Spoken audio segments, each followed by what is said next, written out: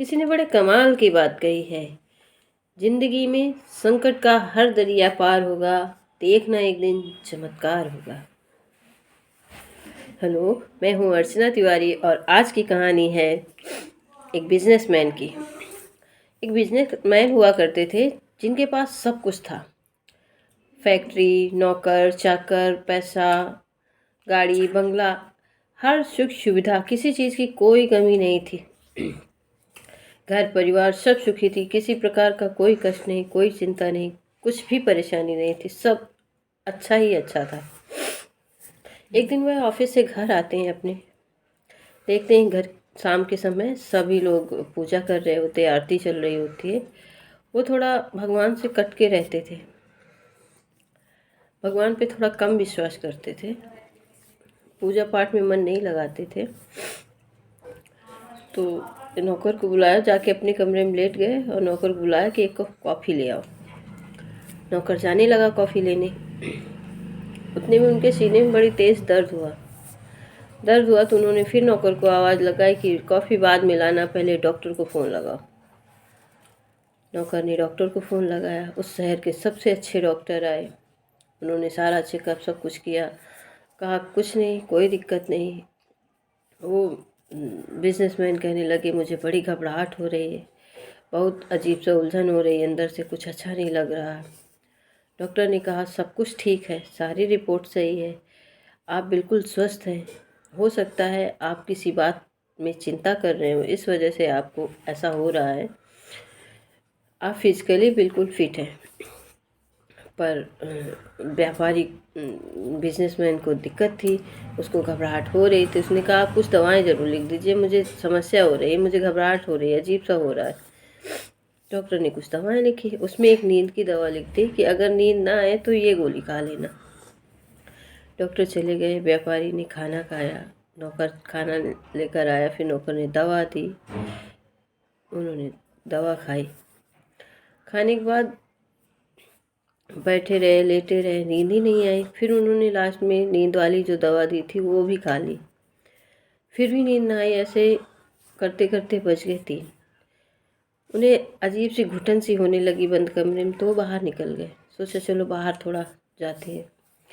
बाहर निकले तो घर में भी घुटन हो रही, तो बगीचे में चले गए। बगीचे में भी घुटन हो रही तो सोचा चलो सड़कों पे घूम के आते हैं। तो बाहर निकल गए, थोड़ा सा कॉलोनी से, अपने एरिया से पैदल सोचते जा रहे थे सारी समस्या, ये हुआ वो हुआ, सारी चीज़ें 50 बातें दिमाग में चल रही थी। सोचते सोचते वो बहुत दूर निकल गए, उन्हें पता ही नहीं चला कि वो कितनी दूर निकल गए।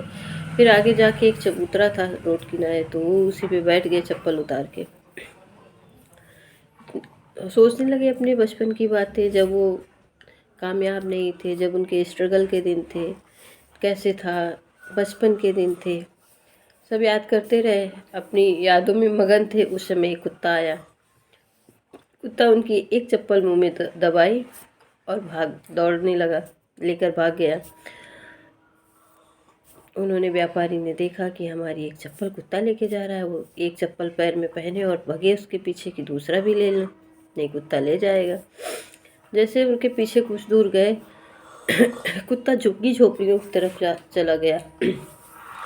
और जब वो थोड़ा दौड़ते दौड़ते सेठ जी गए तो उसके पास पहुंच गए कुत्ते के, तो उसको कस के डांटा तो कुत्ता डरा, उसने चप्पल छोड़ दी। सेठ जी ने दूसरी चप्पल पहनी अपनी और चल दी। जैसे ही वो चलने के लिए मुड़े तो उन्हें रोने की आवाज़ सुनाई देने लगी। तो थोड़ा ठहरे कि देखे कौन रो रहा है। उनकी समझ नहीं आ रहा था किस झोपड़ी से आवाज़ आ रही। थोड़ी देर रुक कर उन्होंने सुना, जिस झोपड़ी से आवाज़ आ रही थी उधर तरफ जाने लगे। फिर सोचा क्या करना है, मुझे घर जाना है। रो रहा होगा जो भी रो रहा होगा, मुझे क्या करना है, मैं तो अपना जा रहा हूँ घर। फिर उनके मन से आई कि चलो एक बार पूछ ही लेते हैं क्यों रो रहा है कोई 4 बजे सुबह सुबह। गए, जिस झोपड़ी से आवाज़ आ रही थी वहाँ दरवाज़ा खटखटाया। एक औरत ने दरवाज़ा खोला तो उन्होंने विनम्र निवेदन से कहा, बहन जी माफ़ कीजिएगा, इस समय आपके घर का दरवाज़ा खटखटाया, मेरा कोई गलत मतलब नहीं है, बस आप रो क्यों रही हैं ये बताइए। सेठ जी ने जब पूछा ऐसा, औरत बोली कि बाबूजी, मेरी 7 साल की बच्ची है और वो बीमार है, उसका ऑपरेशन कराना है। देखिए सो रही ज़मीन पे लेटे हुए, मेरे पास पैसे नहीं हैं, इसलिए मैं रो रही थी। उन्होंने कहा कि रोने की क्या बात है, रोने से कौन सा मदद हो जाएगी। जहाँ काम करती हूँ वहाँ पूछो, वहाँ से मदद मांगो, वहाँ से काम कर पैसे लो और बच्ची का इलाज कराओ।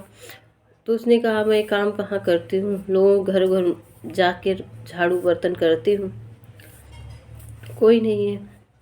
सेठ जी को दया आई, उसकी बात सुनते रहे। उसने कहा तो फिर रो क्यों रहे, रोने से क्या हो जाता है, उसके लिए तो कुछ कर्म करो, रोने से कोई फ़र्क थोड़ी ना पड़ता है।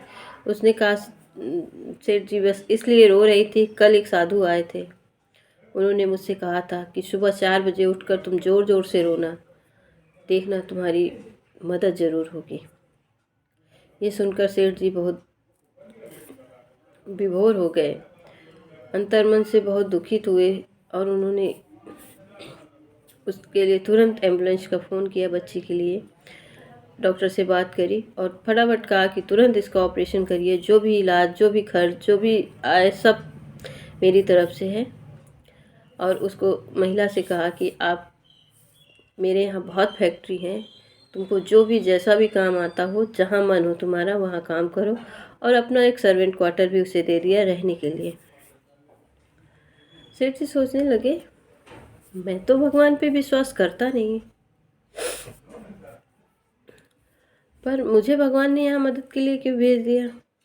और जैसे उनके जो हृदय में घबराहट हो रही थी, तकलीफ़ थी उन्हें, जो भी उलझन थी, जो कुछ था, जब उन्होंने एम्बुलेंस को फ़ोन किया, डॉक्टर से बात करी, वो सब उसी समय ख़त्म हो गया था। उनके अंदर एक सुकून था, एक शांति थी, उन्हें अच्छा फ़ील हो रहा था। बस वही सोचने लगे कि आखिर भगवान ने मुझे यहाँ क्यों भेजा मदद के लिए। ऐसा मैं तो विश्वास करता नहीं, और अगर भगवान है भी तो फिर मुझे ही क्यों भेजा, क्योंकि मैं इन सब चीज़ों में नहीं विश्वास करता। और अगर ऐसा है तो फिर यहाँ जात पात ऊंच नीच ये सब क्यों बटे हुए हैं। ये सब सोचते रहे।